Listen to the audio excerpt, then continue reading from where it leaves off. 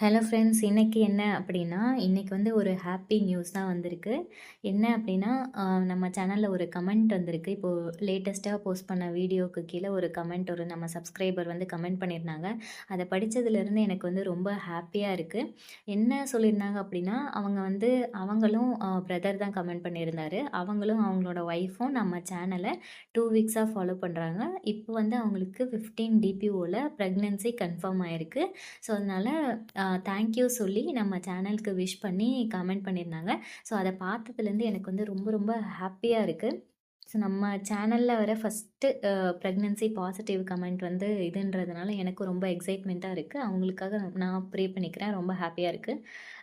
So என்ன அப்டின்னா, அ இந்த கமெண்ட் படிச்சதுலருந்து நம்ம ஃபேமிலில ஒருத்தங்க வந்து இந்த நியூஸ் வந்து நமக்கு சொல்லியிருக்காங்க. நம்ம சிஸ்டரோ, பிரதரோ இந்த மாரி நியூஸ் வந்து சொல்லியிருக்காங்க. பிரெக்னன்சி கன்ஃபார்ம் ஆயிருக்கு அப்படின்னு சொல்லியிருக்காங்க அப்படின்னா, நமக்கு எவ்வளோ ஹாப்பியா இருக்குமோ, அந்த அளவுக்கு ஹாப்பியா வந்து நான் ஃபீல் பண்றேன். ஸோ நான் சொல்லிக்கிறது என்ன அப்படின்னா, இத்தன நாளா வந்து நான் போஸ்ட் பண்ண வீடியோல அதாவது 2 வீக்ஸா என்ன போட்டுட்ருந்தேன் அப்படின்னா, ஓவுலேஷன் பத்தி, இம்ப்ளான்டேஷன் பத்தின டீட்டெயில்டு வீடியோ, அதுக்கப்புறம் நம்ம பிரெக்னன்சி சிம்ப்டம்ஸ் பத்தின வீடியோ, ஓவுலேஷன் டைம்ல என்ன நடக்கும், ஓவுலேஷன் விண்டோ எப்படி கால்குலேட் பண்றது, ஓவுலேஷன் கால்குலேட்டர் பத்தினது, ஃபெர்டிலிட்டி யோகா பத்தினது, ஓவுலேஷன் முடிஞ்சதுக்கப்புறம் இம்ப்ளான்டேஷன் எப்ப நடக்கும், இம்ப்ளான்டேஷன் விண்டோ, அந்த டைம்ல என்னென்ன சிம்ப்டம்ஸ்லாம் இருக்கும், ஓவுலேஷன் முடிஞ்சதுக்கப்புறம் ஃபர்ஸ்ட்டு அதாவது முதல் நாள்ல இருந்து உங்களுக்கு 12 அதாவது இதுவரைக்கும் போட்டது வந்து நான் 12 டிபிஓ வரைக்கும் போட்டிருக்கேன். இன்னும் அத வந்து கன்டின்யூ பண்றேன். அதுவரைக்கும் பிரெக்னன்சி சிம்ப்டம்ஸ்லாம் என்னென்ன இருக்கும், அந்த மாரி தான் வந்து எல்லா வீடியோஸும் போட்டிருந்தேன். அத வந்து அவங்க ரெகுலரா ஃபாலோ பண்ணியிருக்காங்க. இதிலேருந்து நமக்கு டேக் அவே என்ன அப்படின்னா, 15 டிபிஓ அப்படின்றது, அ இப்போ வந்து உங்களுக்கு 28 டேஸ் சைக்கிளா இருந்தது அப்படின்னா, ரெகுலரா வந்து 28 டேஸ் ஒன்ஸ் வந்து நீங்க பீரியட்ஸ் ஆயிடுவீங்க அப்படின்னு இருந்தா, உங்களுக்கு வந்து 14த் டே ஓவுலேஷன் நடக்கும். அது எல்லாருக்கும் தெரிஞ்சிருக்கும். இப்போ 14த் டே உங்களுக்கு ஓவுலேஷன் நடக்குது அப்படின்னா, அதிலிருந்து நீங்க கால்குலேட் பண்ணும்போது, ஓவுலேஷன் நடந்த அந்த நாள்லருந்து 14த் டே உங்களுக்கு பீரியட்ஸ் ஆயிடும். சப்போஸ் உங்களுக்கு 28 டேஸ் சைக்கிளா இருந்தது அப்படின்னா. இவங்களுக்கு வந்து 28 டேஸ் சைக்கிளா இருந்திருக்கலாம். இவங்க எப்போ செக் பண்ணியிருக்காங்க அப்படின்னா, 15 டிபிஓ அதாவது நீங்க பீரியட்ஸ் ஆக போற டேட் கால்குலேட் பண்ணி வச்சிருப்பீங்களே, எக்ஸ்பெக்டட் பீரியட் டேட் அப்படின்னு சொல்லிட்டு, அந்த டேட்டுக்கு அடுத்த நாள் தான் 15 டிபிஓ. அந்த டேட்ல வந்து இவங்க செக் பண்ணியிருக்காங்க. ஸோ இவங்களுக்கு வந்து பாசிட்டிவ் வந்திருக்கு. ஸோ நம்மளும் வந்து உங்களுக்கு ரெகுலரா பீரியட்ஸ் வந்து கரெக்ட்டா இந்த டேட்ல ஆயிடும். அந்த டேட்ல எனக்கு வரல அப்படின்னா, நீங்க தாராளமா டெஸ்ட் பண்ணி பார்க்கலாம். பாசிட்டிவ் வரதுக்கான நெறைய வாய்ப்பு இருக்கு. இந்த கேஸ்ல என்ன ஆயிருக்கும் அப்படின்னா, கரெக்ட்டா அவங்களுக்கு வந்து 14த் டே ஓவுலேஷன் நடந்திருக்கும். ஓவுலேஷன் நடந்து முடிஞ்சு அவங்க சேர்ந்திருந்தாங்க அப்படின்னா, இம்ப்ளான்டேஷன் விண்டோ இருக்கு இல்லையா? அந்த விண்டோல கரெக்ட்டா இம்ப்ளான்டேஷன் நடந்திருக்கும். எல்லாமே வந்து நல்லபடியா நடந்திருக்கு. அதனால நம்ம சிஸ்டர், பிரதருக்கு வந்து பிரெக்னன்சி கன்ஃபார்ம் ஆயிருக்கு 15 டிபிஓல. சப்போஸ் உங்களுக்கு வந்து இர்ரெகுலர் பீரியட்ஸா இருக்கு அப்படின்னா, 1 ஆர் 2 டேஸ் எனக்கு வந்து தள்ளி போகும். முன்ன பின்ன 1 ஆர் 2 டேஸ் முன்ன பின்ன பீரியட்ஸ் ஆகும் அப்படின்னா, நீங்க வந்து உங்களுக்கு எக்ஸ்பெக்டட் பீரியட் டேட்லேருந்து 1 வீக் வரைக்கும் கூட வெயிட் பண்ணி பார்க்கலாம். சப்போஸ் உங்களுக்கு பிரெக்னன்சி சிம்ப்டம்ஸ் இருந்தா, அடுத்த நாள் இல்லைனா ஒரு 2, 3 டேஸ் கழிச்சு கூட டெஸ்ட் பண்ணி பார்க்கலாம். இந்த 15 டிபிஓல கரெக்ட்டா நம்ம பிரெக்னன்சி கிட்ல டிடெக்ட் பண்ணக்கூடிய அளவுக்கு ஹெச்சிஜி இருந்தா தான் பாசிட்டிவ் காமிக்கும். இம்ப்ளான்டேஷன் வந்து கரெக்ட்டா நடந்திருந்தா தான் இந்த டைம்ல வந்து பாசிட்டிவ் காமிக்கும். சப்போஸ் இம்ப்ளான்டேஷன் லேட்டா நடந்திருக்கு அப்படின்னா, இன்னும் ஒரு 2, 3 டேஸ் ஆகலாம். 1 வீக் கூட பாசிட்டிவ் காமிக்கிறதுக்கு ஆகலாம். ஸோ நம்ம கிட்டு டிடெக்ட் பண்ணக்கூடிய ஹெச்சிஜி அளவு என்னன்னு பார்த்தீங்கன்னா 20லேருந்து 25 milli international units per milli litre. இந்த அளவு தான் வந்து கிட்டில் டிடெக்ட் பண்ணக்கூடிய அளவு. இந்த அளவு வந்திருந்தா மட்டும்தான் பாசிட்டிவ் காமிக்கும். அப்படி இல்லை அப்படின்னா உங்களுக்கு வந்து லேசான கோடு காமிக்கவும் வாய்ப்பு இருக்குது. நீங்கள் இயர்லியாக டெஸ்ட் பண்ணீங்க அப்படின்னா ஃபெயிண்ட் லைன் சொல்லுவாங்க இல்லையா, லேசான கோடு சி லைன் வந்து ஒரு லைன் வந்து டார்க்காக வரும், ஒரு லைன் வந்து லேஸாக வரும். ஃபெயிண்ட் லைன் சொல்லுவாங்க. அப்படி வந்தாலும் நீங்கள் ப்ரெக்னென்ட் தான். ஸோ உங்களுக்கு வந்து இப்போது லேசான கோடு வருது அப்படின்னா என்ன பண்ணலாம் அப்படின்ற மாதிரி டவுட் உங்களுக்கு இருந்ததுன்னா, நீங்கள் இன்னும் ஒரு 2, 3 டேஸ் கழிச்சு டெஸ்ட் பண்ணி பார்க்கலாம் திரும்ப.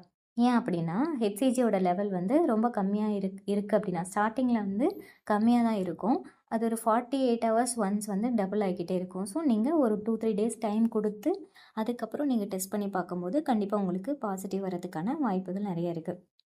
ஸோ நான் வந்து நம்ம சப்ஸ்கிரைபர்ஸ்க்கு சொல்கிறது ஒன்றே ஒன்று தான்.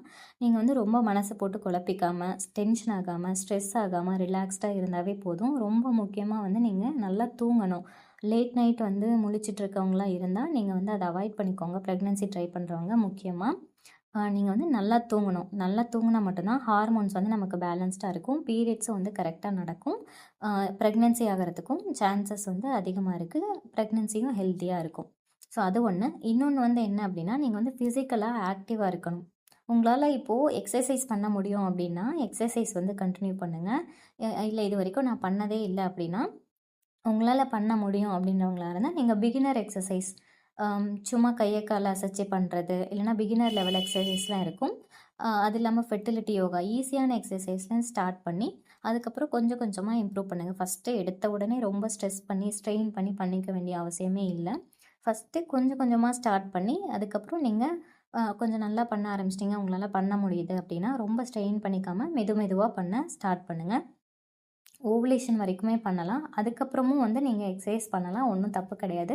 ஆனால் உங்களுக்கு வந்து பேக் பெயின் இருக்குது, அந்த மாதிரி ஏதாவது இஷ்யூ இருக்குது அப்படின்னா, நீங்கள் வந்து ரொம்ப ஸ்ட்ரெயின் பண்ணிக்காமல் ஒரு மீடியம் லெவலில் இருக்க எக்ஸசைஸே பிகினர்லேருந்து மீடியம் லெவலில் இருக்க எக்ஸசைஸ் பண்ணாவே போதுமானது.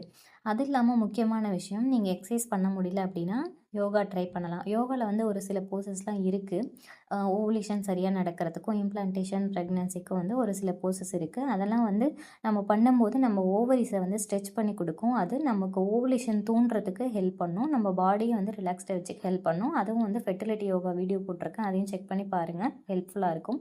இன்னொரு முக்கியமான விஷயம், என்னால் வந்து யோகா பண்ண முடியாது, எக்ஸசைஸ் பண்ண முடியாது அப்படின்றவங்களா இருந்தால் நீங்கள் கண்டிப்பாக வாக்கிங்காவது போகணும் டெய்லி. இதை வந்து ரெகுலராக பண்ணுங்கள். காலையில் நைட்டு வந்து நீங்கள் வாக்கிங் போகிறது ரெகுலராக பண்ணிக்கோங்க.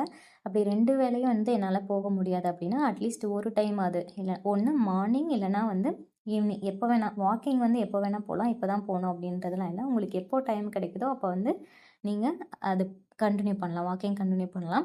ஒரு நாளைக்கு வந்து அட்லீஸ்ட் ஒரு அரை மணி நேரத்துலேருந்து 1 மணி நேரம் வரைக்கும் வந்து நீங்கள் வாக்கிங் போகலாம். கண்டிப்பாக அரை மணி நேரமாவது நமக்கு வந்து வாக்கிங் போனால் தான் நம்ம ஓவரீஸ்க்கு வந்து ரத்த ஓட்டம் வந்து அதிகமாக போகும். பிளட் சர்க்குலேஷன் நல்லாயிருக்கும். நமக்கு கால்லேருந்து ஓவரீஸ்க்கு வந்து பிளட் சர்க்குலேஷன் நல்லா கிடைக்கும். ஸோ இது மூலமாக நமக்கு வந்து பீரியட்ஸும் ரெகுலர் ஆகும். ஸோ இதை வந்து நீங்கள் கண்டினியூ பண்ணுங்கள்.